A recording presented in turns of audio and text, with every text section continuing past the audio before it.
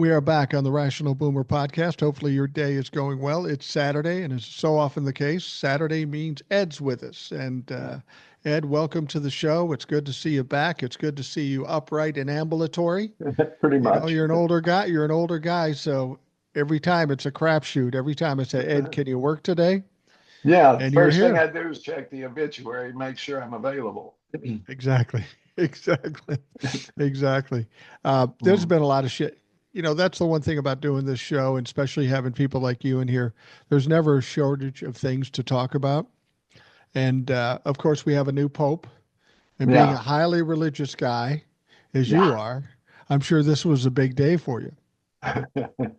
Well, actually, I do have some respect for the institution, Yeah. especially the modern institution. I thought Francis was just about the best one they've ever had. And this guy, Prevost or Provost, it looks like Provost, but I hear him calling him Prevost. But anyway, Leo. Prevost. Yeah. Yeah, Yeah. Pope Leo, very much cut from the same cloth, if you will. Maybe even a protege of Francis, certainly a friend.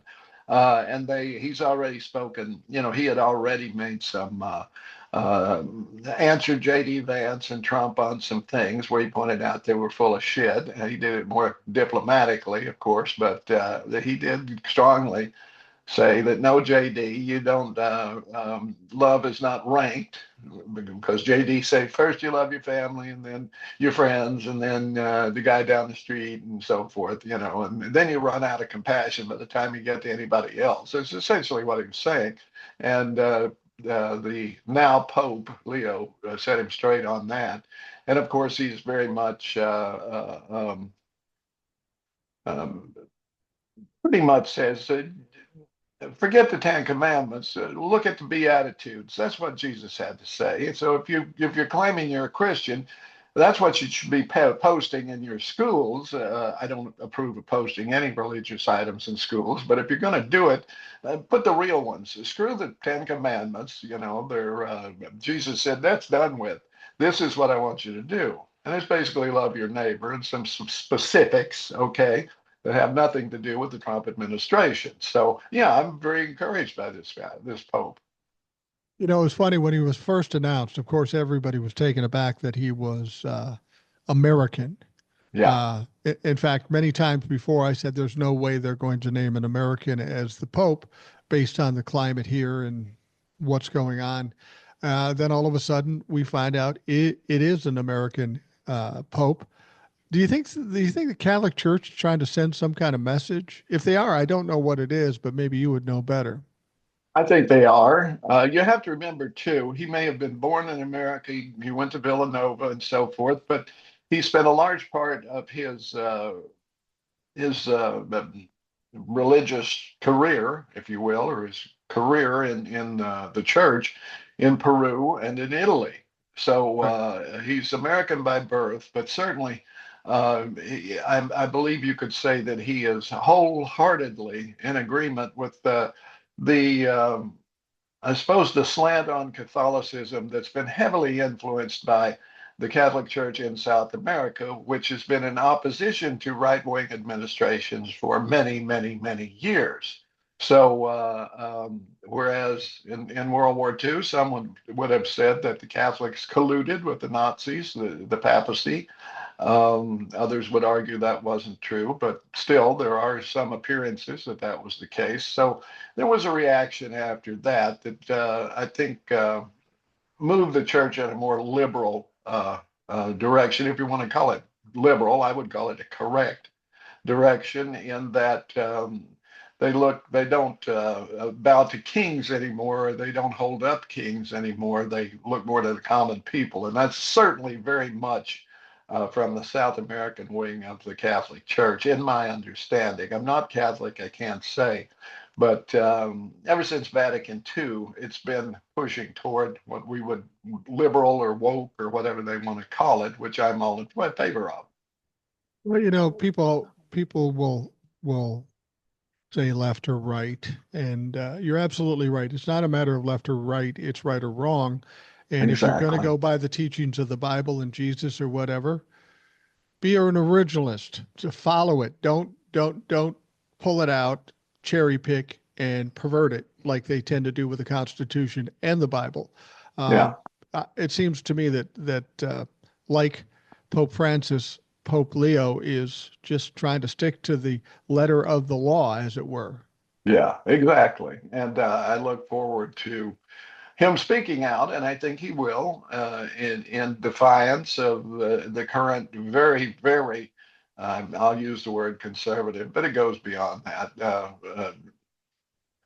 I hesitate to use the word Nazi because people bridle it and immediately pull back and don't want to agree, even though basically that's what it is.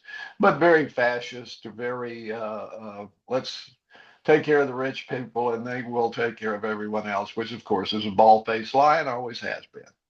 Yeah. I'm not a Catholic either, but obviously the Pope is a world leader and has some influence. But in real terms, what kind of influence do you think a Pope has in the world at large or in politics at large? I mean, I know he oversees 1.1 billion Catholics, and that is significant. But in the real terms, day to day, does a Pope really have any real impact other than, maybe calling out a president or a leader of some other area? I think that's the basic thing that they have. They do have, a lot of money too.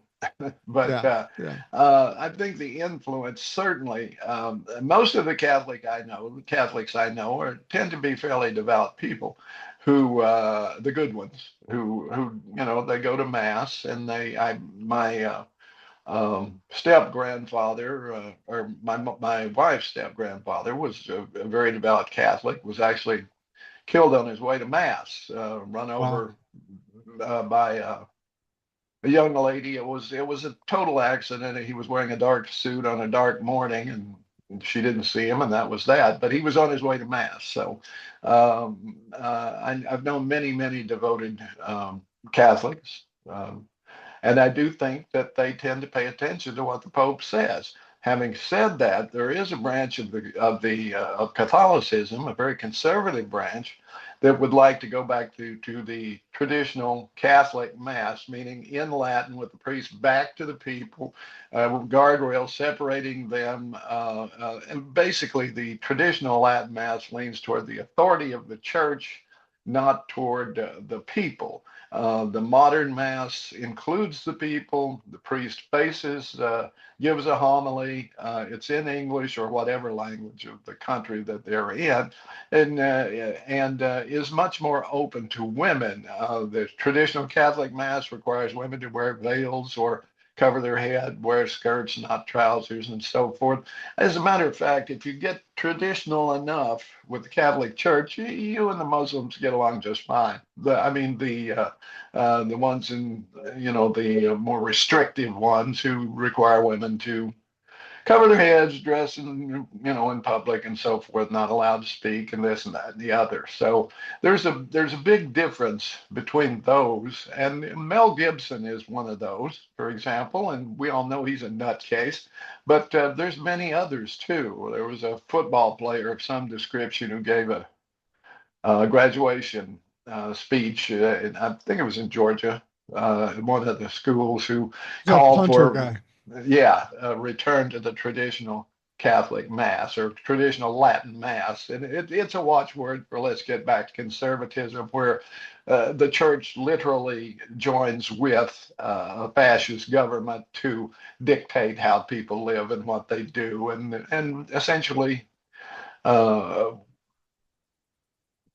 ride herd on everybody and make them do what they want done. So uh, I think both Francis and Leo very much against that, and they. I think Francis allowed the traditional Latin Mass with some restrictions, and kept a watchful eye on those who chose to do it. I assume that Leo will continue in that strain. Yeah, I'm always amazed when I look at Muslims or Catholics, traditional Catholics, that put all these restrictions on women. I don't know why they're so terrified of women. What is it? Is it their insecurity? Is it they're terrified of women, but they just want to oppress them for some reason? It's weird. I think it's a control thing more than anything, but it goes back to we must realize, we must face facts and say that the Abrahamic religions, that's Jewish and Christian and Muslim, all come from the same source, and they all have that attitude toward women, softened to a degree in some. Certainly, the mainstream Catholic Church now has softened that stance incredibly compared to what it was 100 years ago, for example. And there are some Muslims who are not quite as restrictive.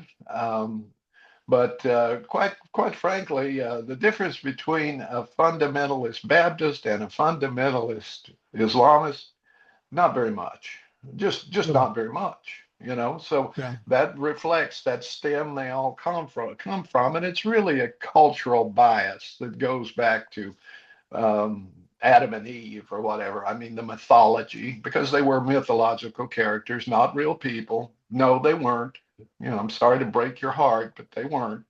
And so we know that through genetics and so forth. But the idea that women should be suppressed, should be sublimated, should be second class citizens, should be ruled over by men is stupid and should long since have been done away with. To the point where anyone raises that point should suffer the consequences. That's all What I I'll say. found what I found interesting is when they announced the new pope. Immediately after they announced the new pope, I think J.D. Vance, not knowing anything about the pope, J.D. Vance and Donald Trump both said congratulations to the pope and such and such and such and such. After that, then it came out about the tweets he'd made. Very Yeah. very respectful, very well written tweets, but it was clearly against Donald Trump. Um, and there was a representative Trump administration on a TV show, and he was begging people. He says they were talking shit about him calling the Pope woke Marxist. Okay, Yeah. Mm-hmm. but his argument was that, well, when he first was announced, Donald Trump was very respectful. Why can't you Mm-hmm. give him credit for that? Give him credit to do what his fucking job entails him to do? Yeah. That's the thing. They're so desperate to see Donald Trump's a good guy, even though moments later he says the Pope is a woke Marxist. Mhm. The I'm looking at the Republicans right now, and I think we're at a point in time where um, it's getting a little pathetic. You know, they are losing at every turn. The Mhm. Republicans are even turning their backs to them in some cases, and they're grasping for fucking anything. Yeah. Well, we see that they keep trying to pass a budget, and the reason they can't do it is Donald Trump keeps telling them, "No, you can't cut Medicare. No, you can't cut Medicaid. Or no, you can't cut Social Security. You can't do this. You can't do that." But they can't do it. They can't meet his goals. His math doesn't add up, so they can't do it without touching those programs. It cannot be done. So they haven't come up with a budget yet. It should have been a slam dunk. They got the numbers, and something reasonable would have passed long ago. But no, I mean, they could have probably gotten their tax cuts redone. I mean, the Democrats caved once. Why wouldn't they do it again? But all of this attack on government, trying to destroy government, um, just doesn't play back home. We see that with all of these town halls. The ones that are brave enough or stupid enough to hold a town hall get told exactly what their constituents are feeling, because they are targeting veterans. They're targeting well, right now with what's happening with China and so forth. The ports are the container ships are not coming. The ports are pretty much empty. The shelves will soon be empty, and at Walmart and so forth. So they know they have to get something done, or they won't be around after the midterms. There will be such a surge against them that it will be all over with. I do want to talk about this attack on veterans and in the federal government, a direct attack, because anyone who's a veteran watching this, they're after you. They're coming for you. They don't like you. you're like after you fire a bullet and there's that little brass case left over. That's what you are to them. Something that they can't use anymore. You know That's what what they Donald think Trump of veterans. thinks? You know Yeah, what Donald Trump thinks? They're suckers suckers and and losers. losers. Exactly. I mean, he fucking flat out said that. Yeah. Yeah, you're absolutely right about the veteran thing, and for me, I thought that was going to be one of the many red lines where all hell would break loose. Mhm. And I I think we're seeing the protest and the veterans standing up. Uh, People are hard pressed to answer questions. Republicans when they are pressed. Um, we saw in Congress how uh, one of the reps from the Democratic side said, "Are you for this? Are you for?" Um, Deporting kids with cancer, and they just wouldn't say anything. They didn't know what Yeah. to do with themselves. They just sat there silently, which is probably more uh, Damning. yeah, more damning than actually standing up and saying something. And that says a lot about the lack of courage on the Republican side. They're at that point where they know they got to do something, but they're afraid to do something, and it's going to break at some point, one way or the other. One hopes because if they were able to do what they want to do, that's not going to quell the protest. That it's just going to Yeah, spur it on. I mean, if my Social Security check doesn't come, or my wife's, or my brother's, or whoever, if it doesn't come, we're not going to be happy, and we're not going to yeah, forget about it. Regardless, I was some asshole Republican said, he's a billionaire. Well, if my grandmother's Social Security check doesn't show up, she's not going to worry about it. Well, of course not. You're a fucking billionaire. What a yeah, moron. exactly. I mean, they tell us over and over every day they don't really understand what normal people go through. That most people on Social Security, the ones that waited a while to retire, some they might have $2,000 or $3,000 a year a month from Social Security. Maybe 30 grand a year or something like that. Most are less than that. A goodly portion of them around 15,000, something Right, like right. that. Barely enough to get by on. $1,000 a month, something like that.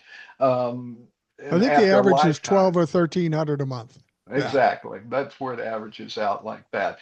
What people don't understand, all of these federal people they're firing, a goodly chunk of those are veterans. Why do you ask? Well, when you serve your country, one of the perks you get, and there are perks for serving your country. For example, when I got out of the Army, I had educational benefits I could use. I didn't use them for a while, but I did eventually use them. And to go back to school, to go to Brown Institute. I already had a degree, but I went to Brown to get the radio credentials I needed for the career I wanted. And so my first house I bought with a guaranteed no down GI loan. And the first job I got out of the Army was there was it was a very bad economy, if you'll remember. I got out in 75, one of Yeah. the worst economies we'd had in a while, and there were essentially no jobs. I went to actually an employment agency and said, what can you look? And they said, look, you're what was that then? Probably 27, something like that.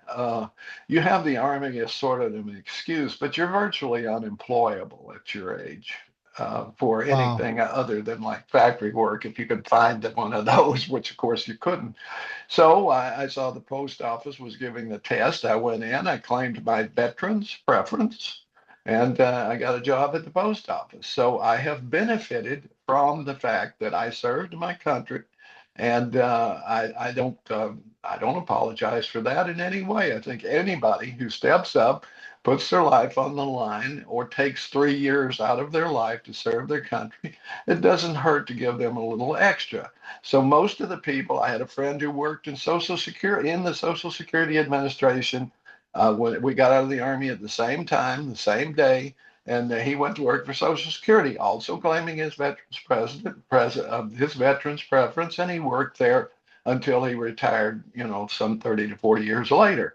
And most of the people who work, certainly outside Washington, because he was in Iowa, for example, working for the Social Security Administration, all over the country. Most of these people getting the axe are veterans, people who Yeah. served their country, who did a good job, who went to work, did their job. They weren't sponging, they were putting in the time, they were doing the work. And now here comes this moron who claims to be a genius, who's just ripping everything out, canceling everything, firing people who were doing a good job, and calling it waste and fraud when there was none. There was none. Well, Maybe somebody forgot to tell them grandma died and a few checks come, right? But most people are pretty good about that. They really well, are. yeah, yeah, it's a pretty serious offense, and you've got to do that. The thing about it is, why would anybody begrudge veterans from getting benefits or people from getting Social Security? When you went into the service, you cut a deal. You Yeah. knew what the deal was ahead of time, and those Hmm. benefits were motivation for you to serve the time in the military. And it's the same with Social Security. Every month they take some money out of our check that Yeah. goes to Social Security. So if we're going to invest something, whether it be our time or whether it be our money, we deserve and expect, rightfully so, some kind of return on investment, something. Now, this whole Medicaid thing, I was thinking about this, and the Medicaid thing, they want to cut Medicaid and put it back to the states. Hmm. Does that then mean the states will get the money from the No. checks? See, that's the point. You're going to still get Medicaid taken out of your check and it's going to go to the federal government, but the federal government has said, fuck off, we're not giving you money. For all intents and purposes, if you want it to go back to the state, that Medicaid money taken out of your check should go right to the fucking state. But I bet they don't do that. Well, they would say people on Medicaid don't work, which is a lie. Most of them do, or they cannot. Doesn't matter. They're either children who can't work, or they're elderly people who can't work anymore, or they have some sort of debilitating illness that will not allow them to work. So they've tried work requirements and so forth, and there are work requirements on what we call quote welfare, which Right. isn't anymore. And but no, you can't make someone work who literally cannot work.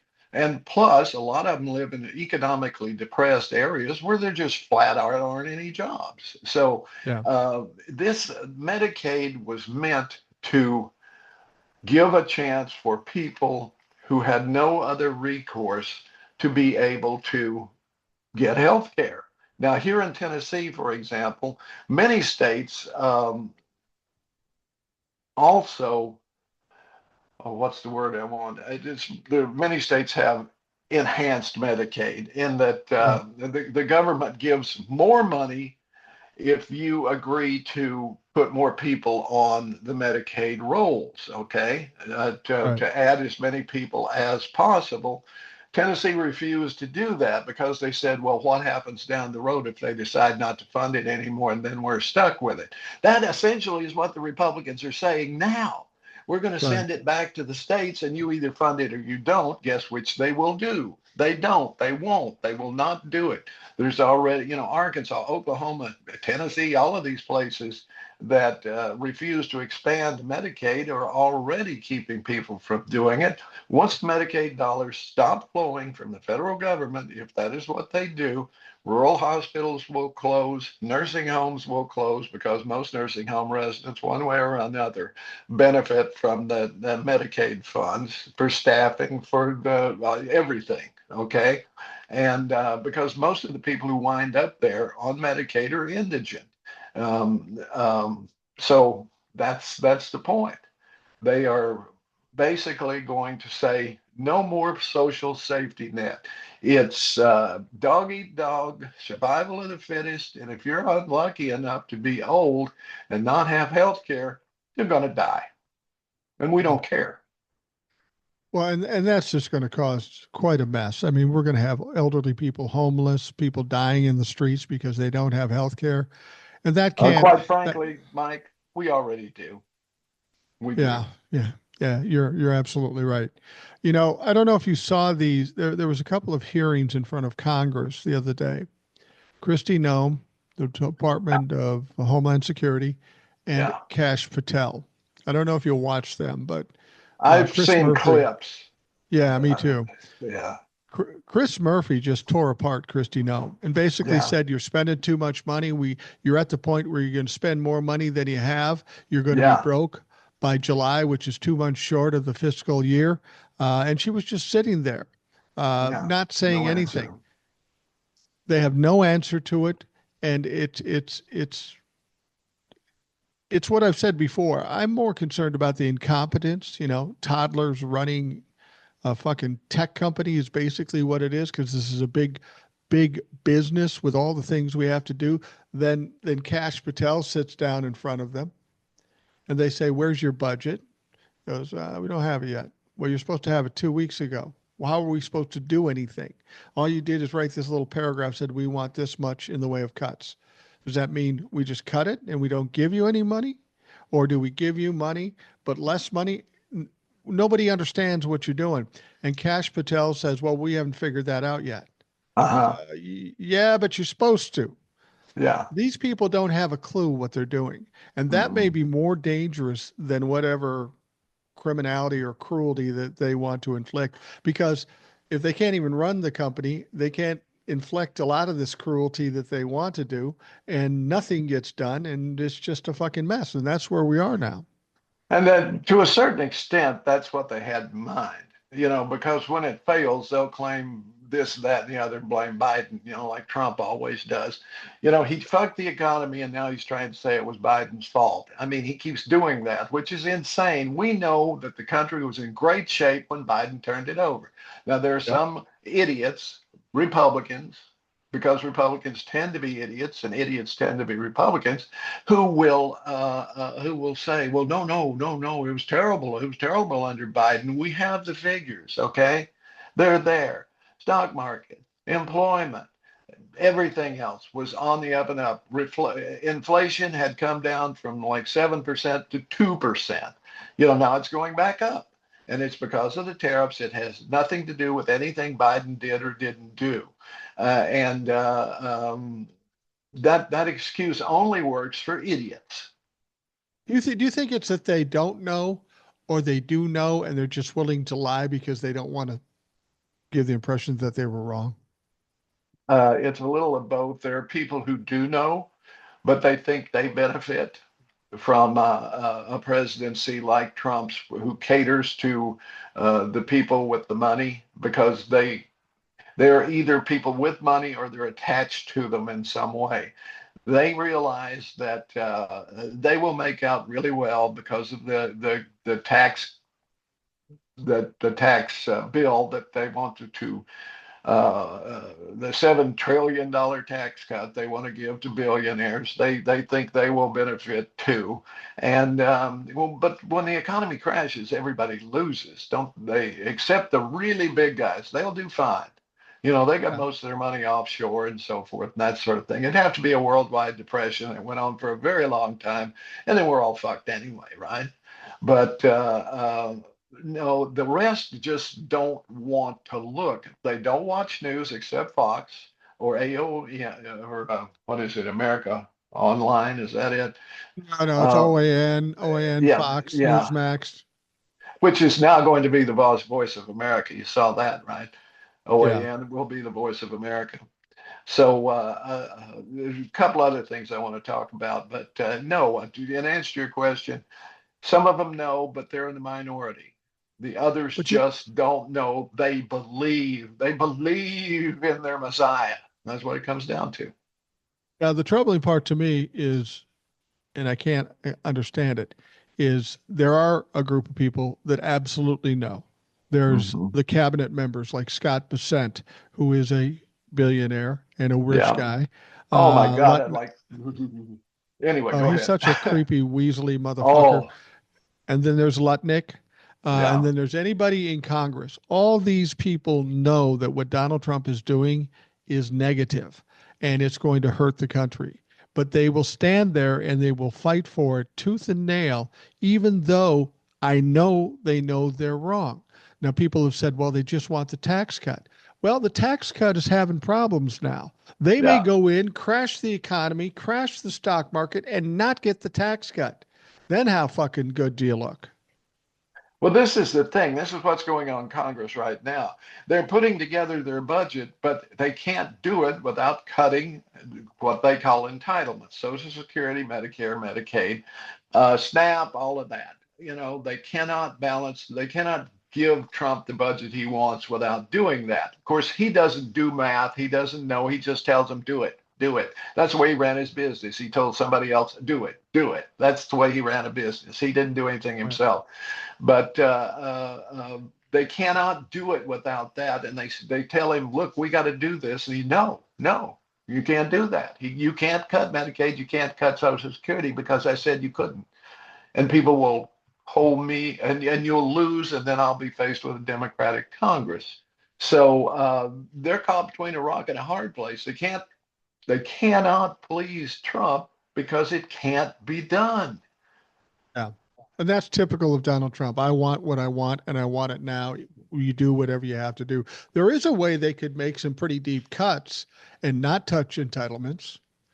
They could make some deep cuts in the Defense Department because Exactly, but we that's are off the way out table, of just whack like, there. Yeah. yeah, it's off the table now, just like it is with everybody. And I fault the Democrats too on that because it's never on the table. And that's just the above board budget. There is a black budget when it comes to defense that is so deep and so horrible that, my God, that's where most of the problem is.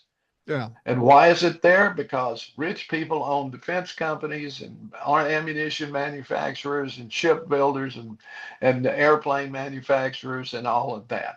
Rich people own those. They want their money, can't be cut. Yeah. Yeah. Like you say, they're between a rock and a hard place. Mike Johnson isn't strong enough to get this thing done.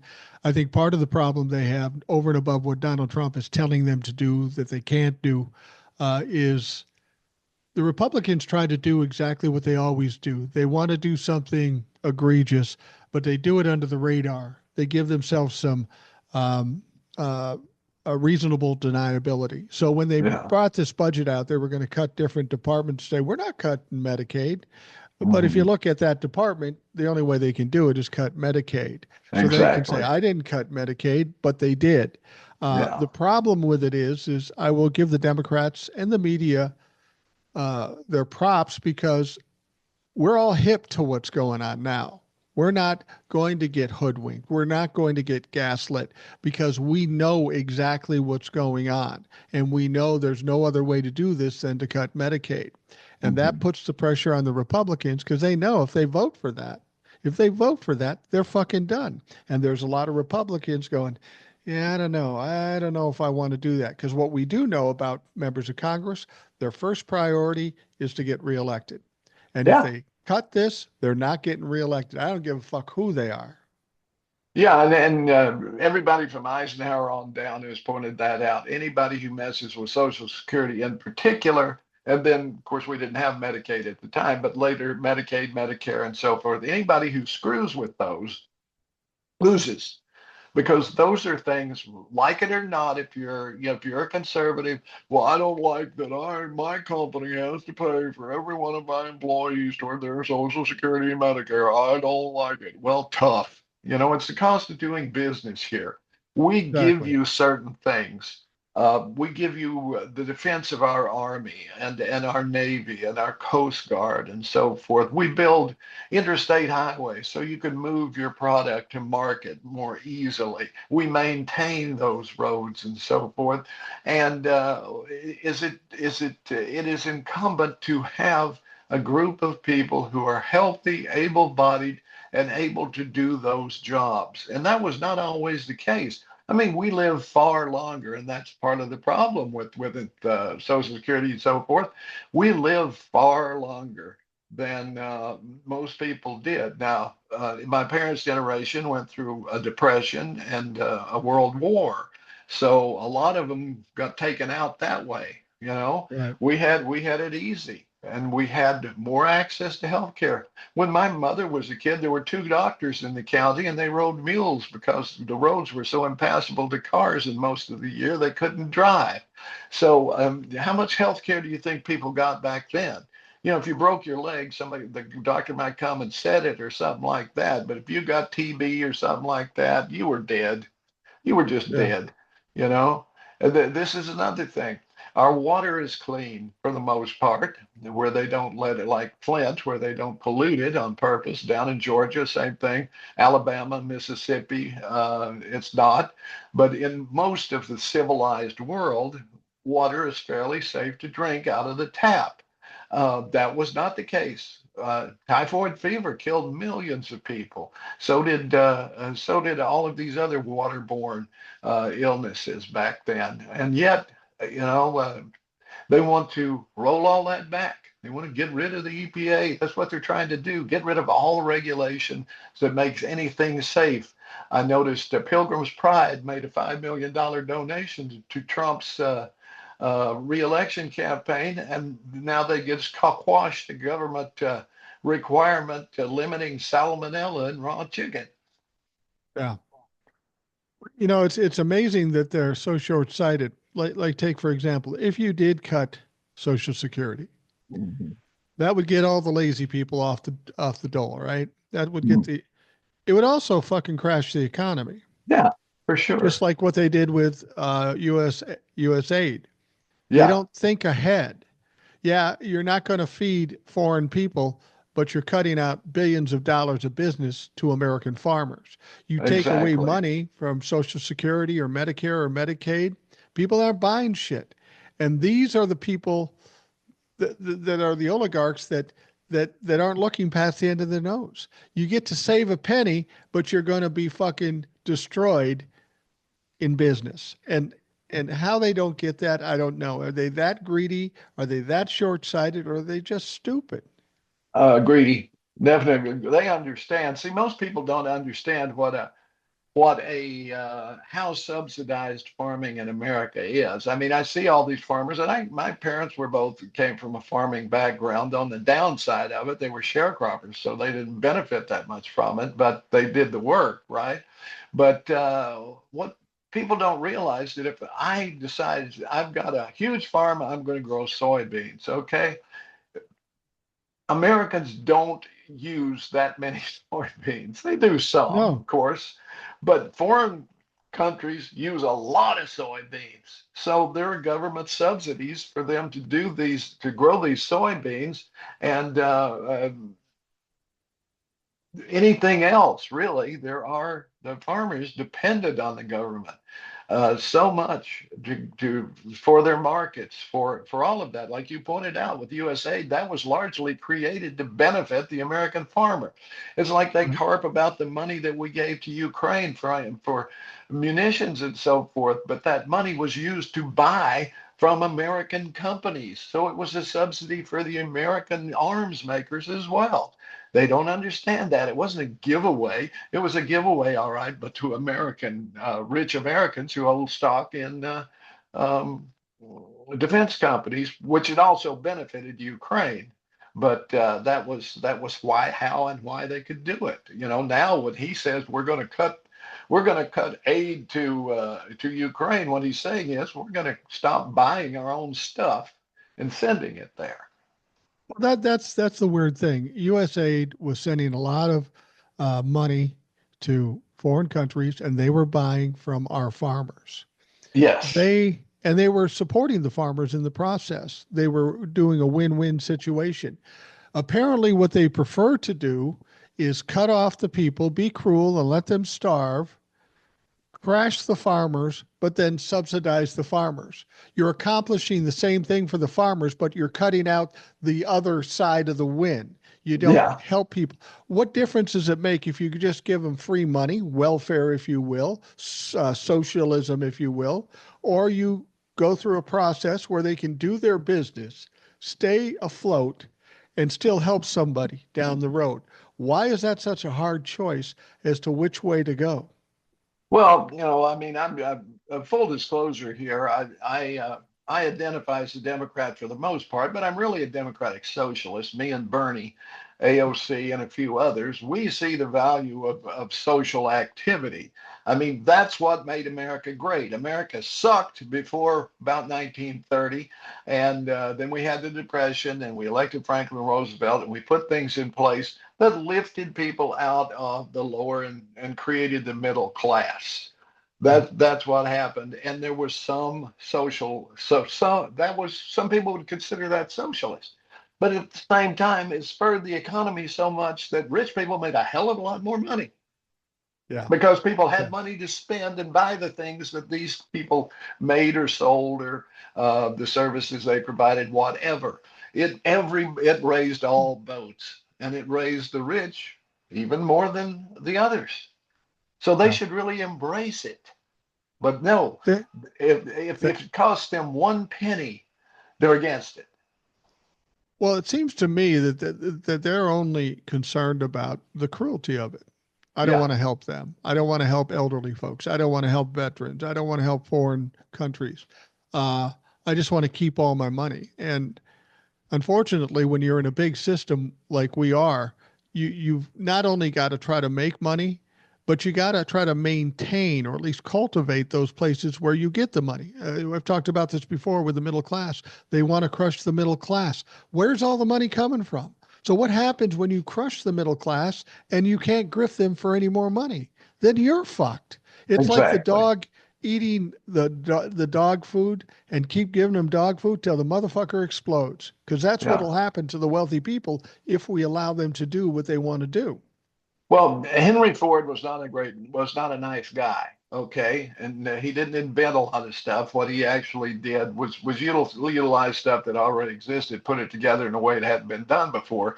But the one good thing for sure that he did was pay his employees enough that they could buy his product.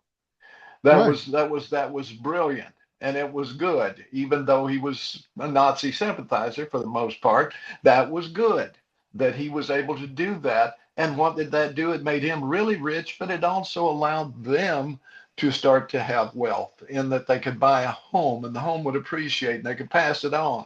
That's the way it works. If you can pay your people enough to buy your product, in that case, you're going to get really, really rich. And why they don't understand that, I don't know. I do know that for a lot of people, it's if they think one person somewhere is grifting from a program, they're lazy, they're not working, and they're getting welfare.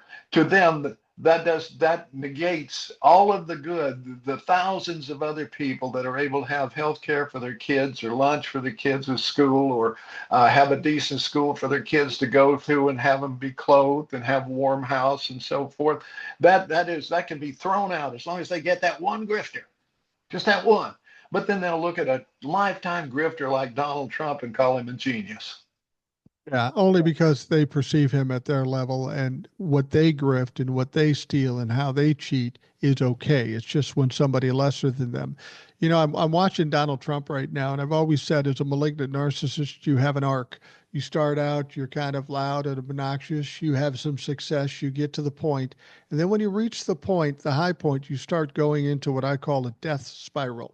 And there's a certain process through the death spiral, and there's a point where they realize that they're trapped. There's no way out, and they become pathetic. There's another step after that. Then they become argumentative and fight, and then they run. But Donald Trump is at that pathetic point. Donald Trump went after these tariffs because he thought he was the biggest, baddest gorilla in the fucking jungle, and everybody would just buckle to whatever he says. Well, China hasn't done that. Canada, Mexico, they haven't done that. And he goes after China, and he puts the tariffs on. China does the unexpected to him, puts tariffs back on him. He puts bigger tariffs because that'll get them, and then they put bigger tariffs, and now they're just tired of the motherfucker. Mm-hmm. So Donald Trump has a quandary here because he needs to get China to negotiate so he can get his way, but he still has to look tough in the process. And that's becoming untenable at this point because China has basically said, fuck yourself. Even if we do negotiate with you, we can't trust you because you change it all the fucking time. So Exactly. Donald Trump comes out, and people are saying, well, you said you were going to cut all these deals. Where's the deals? Where's the deals? And then the other day he comes out and says, oh, this is big news. This is huge news. And everybody's going, I wonder what it was. Was it UFOs? Was it crypto? And I said, it's going to be nothing, is what it's going to be. It's just going to be a distraction to answer the complaints about not having a deal. So he gets one deal with the UK, and it's a nothing deal. They still Yeah. have a 10% tariff. They didn't Yeah. accomplish anything. It's just Donald Trump coming out there trying to make a point that, oh yeah, we're winning, we're winning. Well, that's one out of 200 in his words. And that one doesn't matter because even if you did cut a deal with England, it's only 3% of our trade. So who fucking Yeah. cares? Well, they have concepts for a deal, you know. Yeah. The deal's not even done. Exactly. No, no, it's not. It's not. And he keeps lying through his teeth. And oh, well, there's $1.98 gas now, and there isn't. Not anywhere. No. Not anywhere. And these lies, I guess people just don't pay attention. You'd think they'd go to the pump and see they just paid $3.20 for their gas, and not $1.98. Well, it must be somewhere else, I guess. You know, it's coming. It's coming. I'm believing. Well, he's really sweating this China deal because Yeah. it's already in the works. I mean, even if he did something today, it'd still fuck us over. Somebody was asking him in one of his press conferences, said, there's less ships coming over, there's going to be empty shelves, there's less truckers doing what they're doing. And he still had to try to spin it. He says, well, it sounds like we're losing less money. No, bitch, we're not losing less money. We're losing jobs. We're losing businesses. We're losing careers. We're losing fucking houses. That's what's happening. But Donald Trump has to spin it that he looks good. Donald Trump, right at this point, wants desperately to do something with China, but he will not initiate it because he perceives that as weak. Yep. And then Scott Bessent did the worst possible thing. He said, well, we're going to talk to China about talking to China, setting up a negotiation to negotiate the talks about the negotiation. I mean, it's just fucking ridiculous. And Yeah. Scott Bessent initiated it. Donald Trump heard about it in a press conference, and he was taken aback. You could see he was pissed because he didn't want to be the first one to give in. And Right. so he said, you're going to have to check that out. We didn't initiate it. Donnie, Hmm. that's not the problem here. Whether Yeah. you caused the problem, now you got to fix the problem, whether it means you initiate or not. But Donald Trump is so worried about the perception. Exactly. And that's him. It ratings, ratings, ratings. Always, he thinks in terms of, because, quite frankly, he had his only real success as a reality TV star, right? And Right. so that's what he thinks. You know, what public opinion polls. You know, that's why that 39% poll just drove him up the wall. When he keeps saying, well, no, it's more like 70%, which is bullshit, of course. Yeah, that's But bullshit. yeah, it's all appearances, it's all what he can spend and so forth. But you can't spend the way that the shelves at Walmart, where most of his base shops, are going to be fairly empty fairly soon, and people are going to be going, where's the winning? I thought the prices would be way down by now, and I wish the media would stop focusing on eggs, because that was something that had to do with bird flu more than anything else. I mean, Yeah. and something that had to be dealt with. That's why the price of eggs are up, because they were scarce, right? Talk about other things. Talk about diapers, for example, or the things that talk about your iPhone. And that's another thing they're doing too. They're cutting all this government research, right? And people say, well, the iPhones are made in China, and there's, we could bring it back here and make them. But the elements that go into making an iPhone, 90% of them were the result of research and development here in the United States, that the Chinese then use to put the iPhone together. I mean, to Right. assemble it. What they do is assemble it.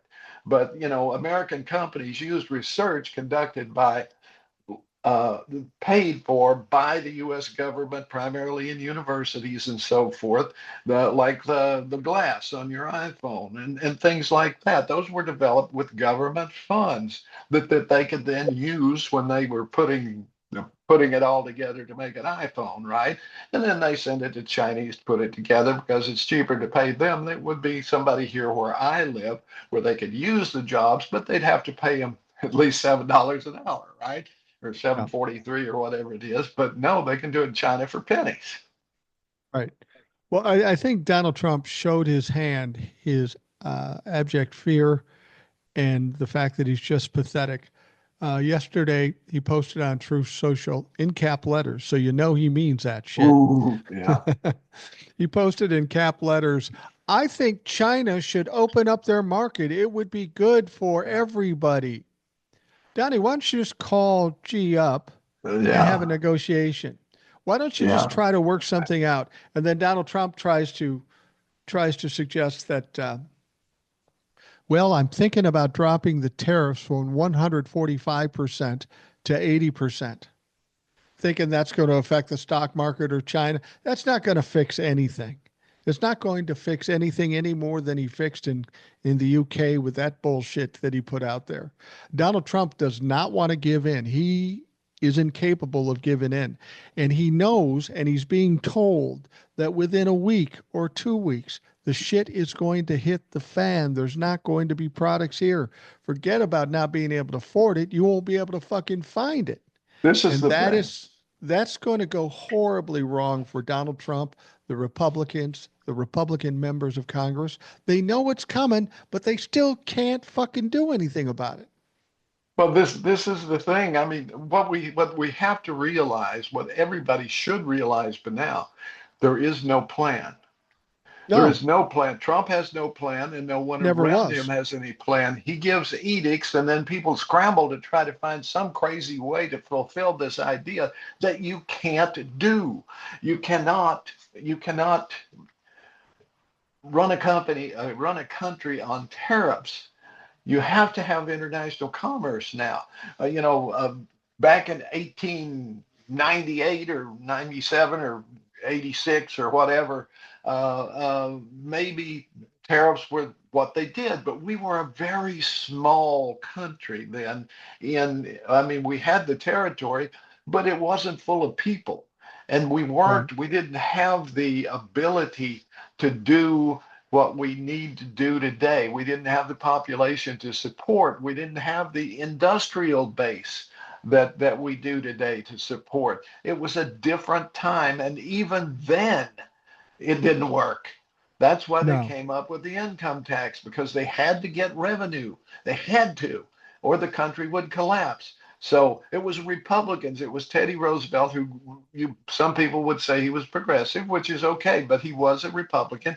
And Taft was his successor, his handpicked successor, also a Republican. They ran as Republicans. It was them who got the income tax through. It didn't get actually voted in until Wilson was president, but it was the Republicans who did the work on it.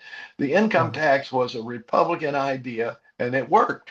It worked very well, and it took a long time to get to a point where anybody except really rich people were paying anything, and they weren't paying much. But we gradually realized that this was the only way to get the revenue we needed.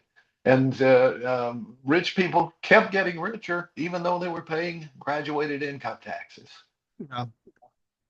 I got to think that the Republicans and Donald Trump are absolutely terrified because this thing with China is going to be devastating, and anything else that we're dealing with Canada and Mexico, not quite so bad because I think we're at 10% there. But we've got a lot of people in this world. Donald Trump's at a position as a bully. When he get people to back down, he's winning. But he's been exposed for being weak and stupid. China recognizes this. Canada, now with Mark Carney, they recognize it. Mexico, Scheinbaum recognizes it. And this is the absolute end for any bully. When people aren't afraid of you anymore, you're fucking done. Yeah. And Donald Trump is done in this situation. Uh, this is what's going to happen is going to be catastrophic in terms of the economy. Donald Trump knows it's coming. The Republicans who know better, like Scott Bessent, know it's coming. But they do what they always do. They try to put it off or try to explain Mm-hmm. it away. And that may have worked when it wasn't really affecting people during the campaign. But when people are broke and the empty shelves, that sounds horrible. But what you have to understand is everybody between those empty shelves and the people buying are out of jobs. They're Yeah. fucking out of jobs. So it's going to have a dramatic effect on this country. And they know it's coming. They don't know what to do. Even if they did something magically today, it would still be 3 months of hell in order to get back on track. And that isn't happening. No. And then let's say, okay, we do away with Social Security. That's gone. As you say, there's a recession right there, a huge one, because you don't have that revenue coming in. Those people aren't spending money they don't have, Yeah, right? So it's counterproductive. You should give people more money for Social Security benefits. absolutely. Because they spend it, and that stimulates the economy. Then you have more jobs and you get more taxes. And everybody wins. That's the way it works. If everybody's included, everybody wins. The fewer people who are included, the less winning. It's that simple. Well, and that's what I've said about the student loan thing. They wanted to cut the student loans, and Biden did, which made some sense. And Donald Trump, it's just some noise that they're making. What they don't understand is you've got millennials and Gen Zs coming up. They all have student loans. When they are in control of the thing, you're still going to want to sell houses, but nobody Yeah, can afford a house. Nobody can right, afford a new car. Then what right, happens? These old people like us sitting here with our houses that are paid off or whatever, and we want to sell them for our retirement. Guess what? Our houses that might be worth 300,000 now, when nobody's buying them, you'll be lucky to get 150. So right. good Hmm. job, you fucked yourself. Exactly. And I had another thought, but it went right out of my head. But which often happens. But It could uh, happen. we're this is the thing. They just don't understand economics. For example, Trump was touting tariffs. The most prosperous time in this country was when we had tariffs, which was bullshit. Because the prosperity that was there was because of what do you think? Class, Yeah. immigration. We had people pouring into this country from Eastern Europe, from Central Europe, from all over Europe, getting away from a stagnant society. And when they got here, it was they would do steel. They would go to the steel mill and work, and a tremendous effort. That's where your Eastern Europeans work really well, and in mining and so forth. And then you had people from Wales and England and Ireland and so forth came to the South, did coal mining and all of that stuff. It was awful terrible, but it was better than where they came from. At least they were making money and they were eating, right?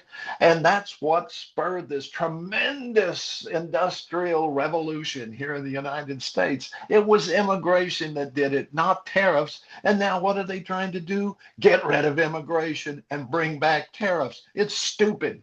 They don't know history and they keep trying to get rid of history. So nobody will know that they're stupid. Yeah, yeah. They're at that point where they realize they're fucking up, so they're just trying to cover up. Just stupid little things like they want to finance coal mines. They want to Yeah. finance coal mines, which is an antiquated source of energy. I mean, it still has its place, but it's on the way It out. But was in the mostly shipped process, overseas too. yeah, yeah, What we produce now mostly goes overseas. There's still some places that use it, but rightly, we restrict it here in the United States, and we should eliminate it. But the right 2 miles from me, we used to have a coal-fired power plant here. Now it runs on natural gas. Um, it probably costs more to produce electrical energy from natural gas than it does from coal, but the air is a lot better.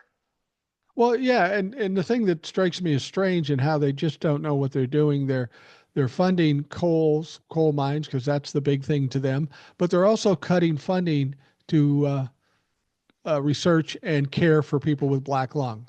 Right. And people who have Exactly. black lung get it from fucking coal mining.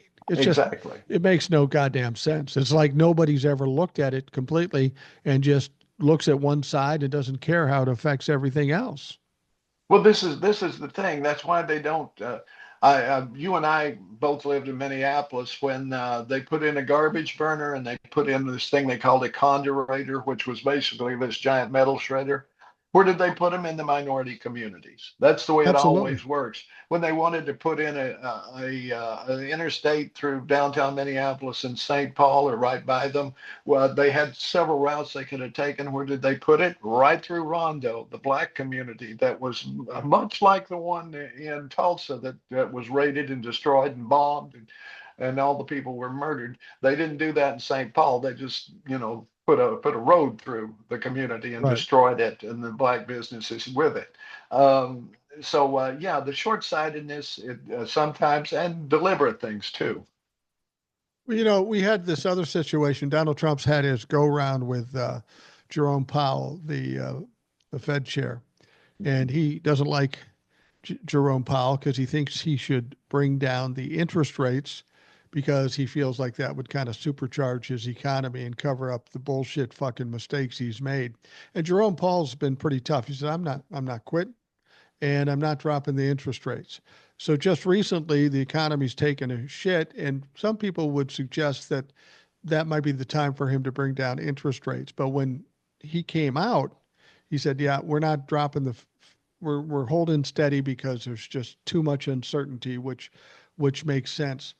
Now, Donald Trump has kind of backed off of Jerome Powell. He was talking about Yeah, firing him, which he can't do can't legally. He do. can't do. No. Um, but he kept talking about it, and apparently some people got in his ear and said, "Yeah, you do that, we're fucked. Do not do that."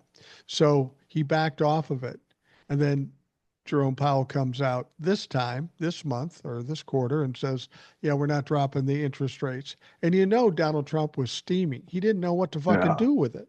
Yeah, exactly. And he still does it. I mean, I think it's finally decided, I think it's finally dawning on him that his mandate meant nothing because he has no plan. Now, if someone, if Roosevelt, for example, had a mandate, he came in pretty much with carte blanche from the American people. Do something because we're dying out here. And Yeah. the Republicans couldn't do anything. They didn't have the numbers. They couldn't stop him. And he created the greatest era in American history that lasted up until the 70s. But he had a real mandate, but he also had plans. And he brought people in who were smart and had plans and had thoughts and had things to do that had never, ever been done before. Trump is just he rolls out this people. I know he just picked Judge Jeanine Pirro to Yeah. be Yeah. what did he appoint her? Some sort of major legal position, which he's of course not qualified for. He's picking Fox hosts.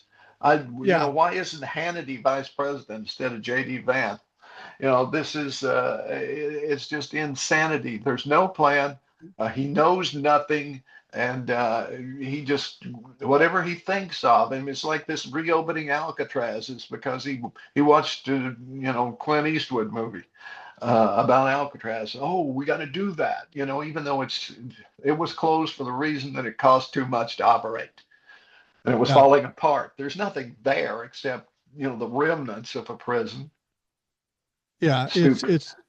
I mean, it's just absolutely ridiculous, the whole Alcatraz thing. And Janine Pirro, let's understand, he first nominated Ed Martin to be the U.S. Attorney in D.C. That's Okay. it. Yeah. And Ed Martin has a little problem with loving Nazis and white supremacy. Yeah. Donald Trump knew that beforehand. He was just Sure. trying to slip it under the radar. Don't tell anybody. Don't ask. Don't tell. But we all found out, like we always seem to these days, with the way the media and social media is, and the heat got too hard, so he had to pull the nomination. So he's got to go someplace else. Now you would think that if you fucked up the first time, you might make a better choice, but instead, she or he picks Janine Pirro because she happens to be on Fox News and she's popular, at least with dumb Mhm. fucks. Yeah. Uh, Janine Pirro hasn't been she was a judge, a local judge, Well, uh, traffic court. Westchester County, New Yeah, York, in the early 90s. So yeah, it's been a time or two.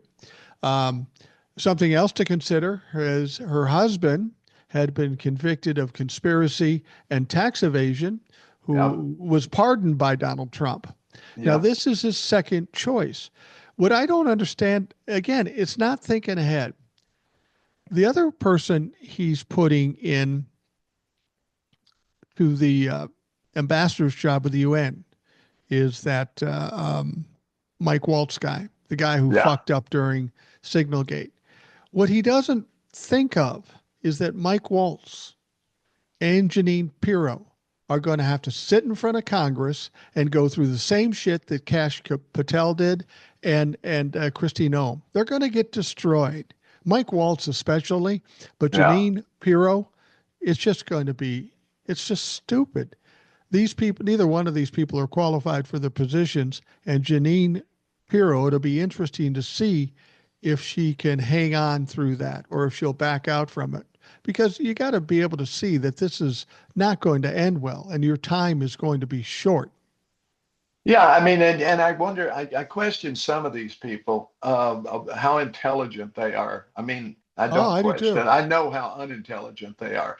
Linda McMahon, for example, he Oh, pegs Jesus. her for education secretary, and she obviously knows nothing.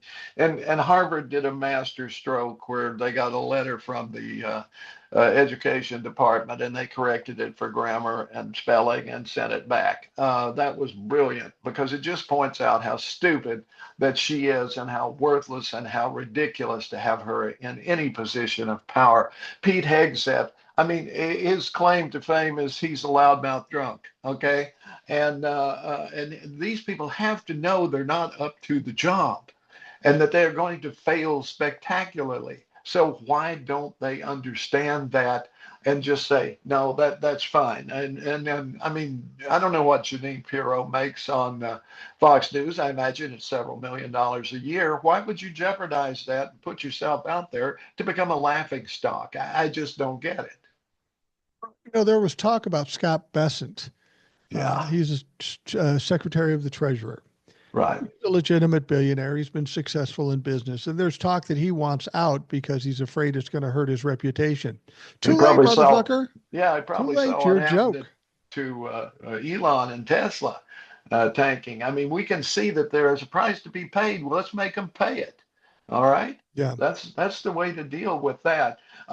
Two other things I just wanted to bring up too. Number one, we know that there are flights from here to Libya carrying people to Right. prisons there.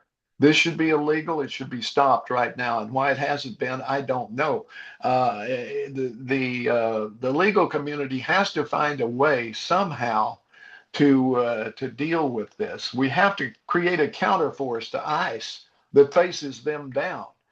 We just have to because they are illegal. They are Gestapo. That's what it comes down to, and they are Absolutely. in, and local authorities should not cooperate with them because they do not have, but in most cases they don't have warrants or anything. They should have to be able to display a warrant, and they should have to be able to track where they take people. They're grabbing people off the streets. Nobody knows where they're going. They're probably in Libya now or El Salvador, or wherever. I tell you who needs to go to prison, and that's anybody who's associated with this. And I just wonder how many of these bounty hunters that are working with ICE now stormed the Capitol on January 6th. I would say there's a large number of them. I don't I know would that. I just know that it's true. I would say there's a high percentage. You pointed out before, and I tend to agree with you that there are people with these militias helping out ICE. Because they Yes. think they're doing their patriotic duty. Um, it's going to be interesting to see what the courts do. The courts are coming to the point where they have to shit or get off the pot. They're going to have to find people in contempt of court. Now, I've heard somebody say when you want to take a dictator, the only way to take down a dictator is to knock down the pillars. And that means the lawyers and the associates and the people Mhm. that are connected to him that don't have the immunity or the position to avoid this stuff. And I think the judges really have to say, okay, I keep asking, you keep lying, we're going to have to find you in contempt of court. Now, they can throw them in jail. That would be a criminal charge, and Donald Trump theoretically could pardon them. I don't know if he will or not. But they could also find them in civil violation, where Donald Yeah. Trump cannot pardon them, and they could pretty much destroy their fucking lives by taking away their licenses or their uh, law licenses or fine them for ridiculous amounts of money. That has to happen. We got to start knocking down those pillars in order to weaken Donald Trump even more so than he is. One thing I wonder too, why can't they see what happens to people who support Trump? For example, Yeah. the pillow guy. Okay. Yeah. Now, we just heard he was in court last week because a judge summoned him to say, why haven't you paid this $50,000 settlement that I told you to pay? I think it was back taxes. I don't remember what it was exactly. He said, I can't. I don't have any money. I'm living on $1,000 a month. I got no money. In other words, he's gone. His business is dead. It's gone. You know, we see what's happening with Tesla. We see what happened to all of his lawyers when he was all the suing he was doing and all those crazy lawyers he had. Rudy Giuliani, I think he just threw him a bone that he's making him, putting him in charge of the FIFA thing or something like that. But or it was either him or his son. I'm not sure which. But anyway, these people, Trump uses them and he tosses them away like old toilet paper. He doesn't do anything for them once they can't help him anymore. And they surely they must see that they will be paying for this the rest of their lives unless they're banking on him being able to live forever, which I wouldn't bank on. I wouldn't put money on it if I were them. No, he's having some problems. He doesn't look good, and his cognitive skills seem to be a problem. You know, when they were talking about the China tariffs, and they were talking about kids' toys, you Hmm. know, because kids' toys largely come from China, and there's going to be a lot of Absolutely. kids that aren't going to get gifts uh, at Christmas because there's going to be no toys here. He started referring to Mattel as a country. I mean, he Yeah. literally didn't know. He thought Mattel was a The country. country. Yeah. Hmm. Now, if Joe Biden had done that, it would have been unbelievably crazy in the media. But Yeah. these are the mistakes Donald Trump makes. I mean, he sat there with the Canadian Prime Minister, and the Canadian Prime Minister only talked for about 5 minutes out of that whole time because Donald Trump was Yeah. rattling on. In that short time, the Prime Minister made Donald Trump his bitch. He was saying, Yeah. "Well, I think Canada would like to be the 51st state," and the Prime Minister said, "Yeah, some things aren't for sale. We're not for sale. That's never going to happen." Yeah. And he said, "Well, never say never," because he wanted to save himself, and and and the Prime Minister said, "Yeah, never, ever, ever is it going to happen." So Donald Trump gets pissed off at that. And what's he do? He starts saying, well, we don't need anything from Canada. They need something from us. We don't need Mhm. anything from anybody. We can make it all here. And it's just a stupid comment. That's going to piss off China a little bit more. It's going to piss off Mexico.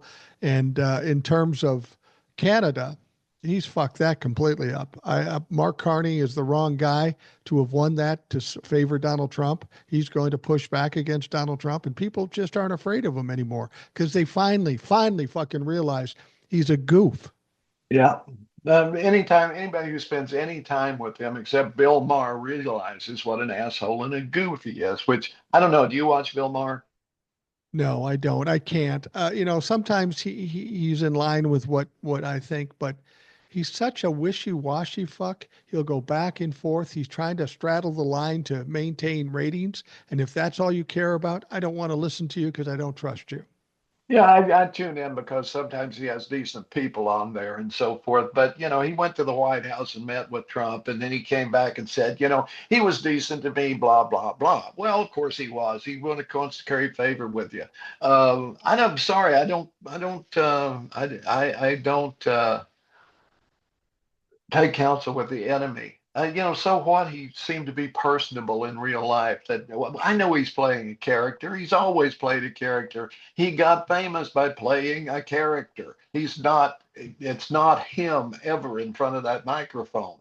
But it's close enough, and it doesn't matter because it's the caricature that people believe in, the MAGA people, and that the shit he does is still evil and awful. So no, Bill, sorry, you shouldn't have done it because you just shot yourself in the foot by doing it. Trying to normalize Donald Trump, and that just doesn't Yeah. work. I have a little tip for Democrats right now, and we've seen it work horribly, trying to be nicey nice and trying to be politically correct and all this stuff. I mean, people got pissed off at fucking Obama for laughing with him. Hmm. Uh, Gavin Newsom got shit for being friendly with Charlie Kirk. Bill Yeah. Maher's getting shit for going down to Mar-a-Lago, and so is the Morning Joe crew. The thing about it is you got to learn a lesson. Donald Trump is so divisive and so damaging to this country. If you're going to sit with Donald Trump or Charlie Kirk or somebody like him, and you're a Democrat, the only way you can handle it and not get canceled is to go after them. If That's you if right. you aren't willing to go after them, you're fucked. Just don't Yeah. do it. It's quite simple. It's like, I don't know if you remember or not, but they fell out of favor for obvious reasons. But the Brer Rabbit, Brer Bear, and so forth. Those Southern tales, they were slave tales and so forth. Disney Right. did gave them the treatment, and they had a famous one, the Tar Baby, where Yeah. they put out this baby made out of tar, and uh, this one character, I don't remember which one it was, Bear Fox or Bear Bear, whoever, Bear Rabbit. Uh, well, talks to him. He won't answer, so he punches him, and his hand sticks, and then he winds up just stuck to the tar baby, right? Right. And by the way, let me put this: all of those tales were came from Africa, and most of them were originally about Anansi the spider. So, if you want the real ones, go back and read the Anansi the spider tales. All right, the Brer Bear ones are just adaptations. But at any rate, if you mess with the tar baby, you're going to get covered with tar. You can't touch them and walk away. You're Right. going to be you're going to be sucked right in, so to speak. So anybody who engages with Trump, other than as an adversary, is just fooling themselves because they're going to be tarred. Yeah, absolutely. And if you don't understand that by now, I don't know how many times people have to get canceled because they bend and scrape. We're in a much different world than we were in the 90s and the 2000s. You have the political correctness, you have the people trying to maintain some decorum. That's not where we are anymore. We're in a fucking street fight. And Yeah. if you aren't ready to street fight, you shouldn't be in the mix. You should get the fuck out of there. Somebody's got to go in and take care of Donald Trump and all the Republicans and call them out. And we're starting to see it a little bit more in Congress and in the media. Not enough yet, but people are going after him because it's just so stupid the things they're doing, whether it be Christy No or Cash Patel. Cash, you didn't bring the fucking budget. Somebody's got to call him out for that shit. Yeah. And there were others too who the same kind of thing. When are we going to see this? I think it was the same senator you were talking about, or House member, who was saying you were supposed to Murphy. bring us in a list of the 485 programs that are being cut. When can we expect that list? Well, we're working on it. What do you mean you're working on it? You're making cuts. Surely somebody has that list. And the guy wouldn't answer, and he kept saying, "We want it. We want it. We're due it. You better get it to us." Well, we What could I have find it in 2 weeks. You can't. It's there now. Give it to us. what I find funny is that somebody was calling out Cash Patel about perjury because he's Yeah. literally been caught uh, perjuring himself in previous testimony. Um, what he does is what Donald Trump does and what all these fucks do. They get indignant and then they Yeah. start talking loud and they start talking over people. And they said, well, you should read my book and this and that. It's we gotta end that. This Yeah. being indignant and trying to cover your tracks. Somebody needs to fucking hammer them over and over again. This is a street fight, so kick their ass. Yeah, I mean, the Democrats should go in there organized. So he doesn't answer one, the next one asks the same question. He doesn't answer that one, the next, and so on and so on. If you have 50 people lined up asking the same question, sooner or later he runs out of ammunition. You got to do it that way. You, like you say, hammer, hammer, hammer, hammer. Yeah, Because and sooner, if if nothing else, the media picks up on it.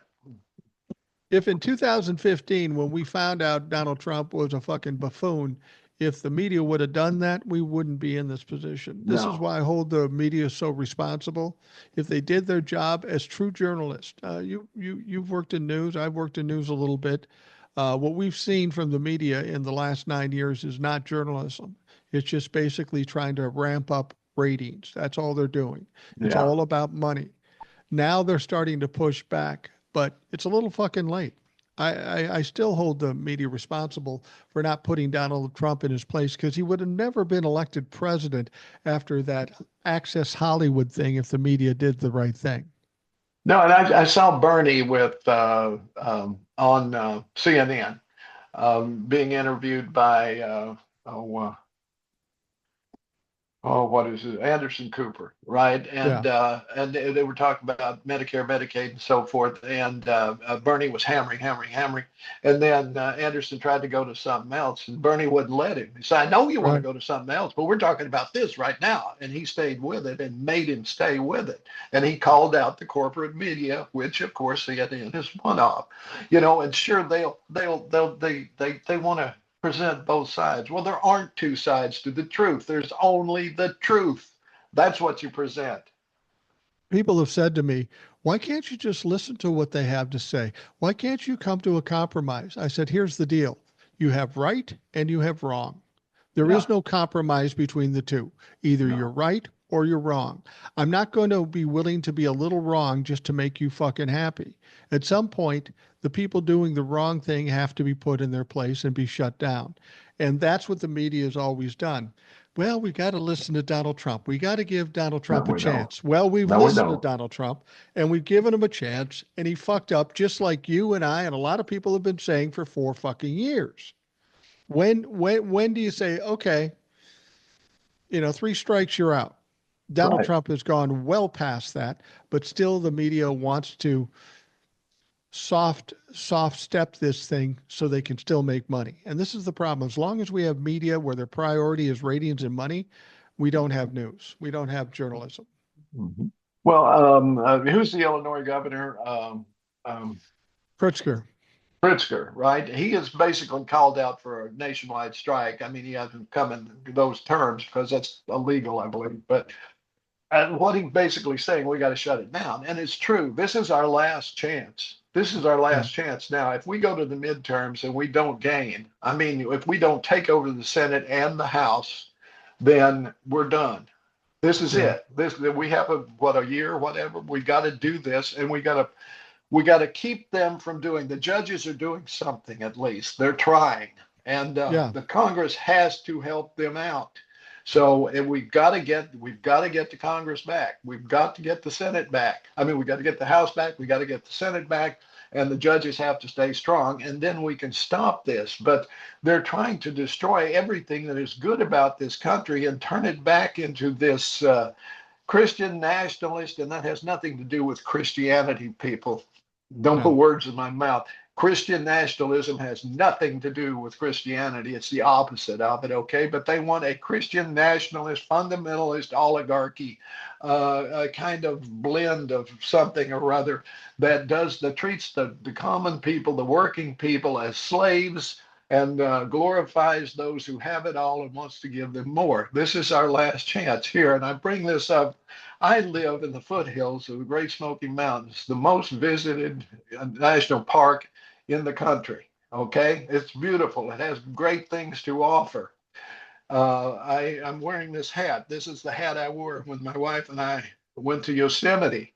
When I first thing we did when I retired was we got on the we flew down to Chicago, got on the Empire Builder, and headed west, and went through the Rockies and to Sacramento, rented an SUV, and drove to the national parks, and we drove through all through there, and there are wonderful, beautiful things, thanks to Teddy Roosevelt and Franklin Roosevelt, who set them aside, and that's what they should be. You and I own them. They're called public lands, and the Republicans in the House of Representatives in the dark of night the other day voted to start selling off public lands. And guess what? Even though they're public lands and they belong to us, we're not going to get a check.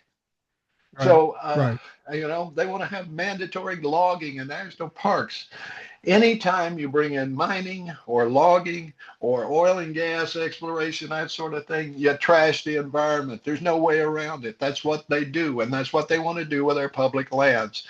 They want to suck every bit of profit out of them and toss them away just like they do with people. Okay? It can't be allowed to happen. And that's why I wear this hat. And that's why I want to defend these public lands. And we have to do that. And that's why I say this is our last chance, because they've been wanting to do this forever. They hate the idea that there's something they can't suck the profit out of. So we have to stop it. Maybe the one saving grace we have is the absolute incompetence by Donald Trump and the Republican Party. They've passed 5 bills in the first 100+ days. That's the lowest amount of bills anybody has ever passed. This is a Yeah. do nothing Congress. They don't get much accomplished. They're too busy trying to tell you how Biden's a bad guy. Well, Biden is a fucking private citizen now. Who Yeah. cares? Yeah, Kamala's exactly. a private citizen. That's the only thing we can hope for while we're trying to take down Donald Trump and the Republican Party. The fact that they're just not capable of doing much. That's one bright light we have. It's not much, but it's something. Right. We have to, when I say we have to get back Congress, it's so that we can save these programs that they're cutting. I forget how many people they cut from the National Park Service, but it was A lot. really, really a lot, so that these parks won't be able to function. The garbage won't be picked up. The toilets will be full. Nothing, it will not be a pleasant experience to visit a national park, because they fired everybody who does anything there, fights the Well, fires. and that's the process for them. They want to make these places not so pleasant anymore, where they can say, "Well, we might as well sell it. We might as well Yeah, sell it. yeah. If we can't handle the parks, we might as well just sell the shit." One last question as we're getting toward the end. We talked about the courts. I get the sense that the Supreme Court is getting a little hinky about what Donald Trump is doing when John Robert comes out and he says the judicial system should be independent, and Yeah, we are a co-equal branch of government. It yeah. just seems ironic to me that now John Robert is getting nervous about this because he built this fucking monster, and Yeah, now I he's posted the other day. How's that robust presidency working for you now, John? yeah. Now that he's coming after you and your province. What happens if Donald Trump ultimately, well, he already has, ignore what the Supreme Court says? There's not much in terms of policing Donald Trump for going against the courts, which is an incredible weakness that's been exposed in this country. But can the Supreme Court do anything if he continues to ignore them? All they could do, in my guess, would be to call on the Joint Chiefs of Staff to step up. That Yeah. this is a violation of the Constitution, and that they swore an oath to the Constitution, not to the president and not to a political party, and that they must answer the call to put down this domestic threat to the United States. They could do that. They could act with one voice. It probably wouldn't be one voice, because probably Clarence Thomas, Alito, and a couple of others are just fine with what's going on. They would be very happy with that Christian nationalist thing, in which they would be part of the ruling class. That's what it comes down to.